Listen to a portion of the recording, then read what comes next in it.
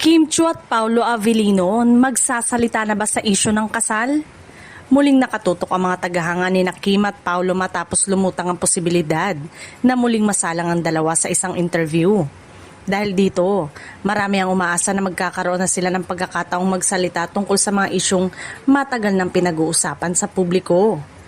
Isa sa mga pinakainaabangang paksa ay ang patuloy na kumakalat na balita tungkol sa umano'y kasal.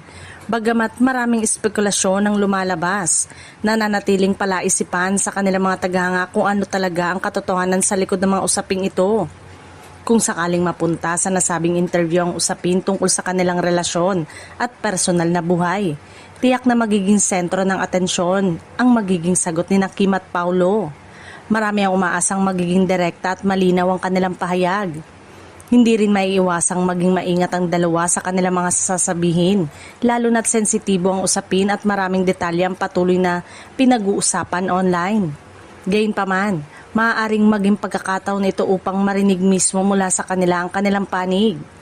Para sa kanilang mga tagahanga, malaking bagay na ang magkaroon ng pagkakataong marinig ang dalawang personalidad tungkol sa mga balitang matagal nang umiikot, lalo na kung may mga katanungang hindi pa nasasagot hanggang ngayon.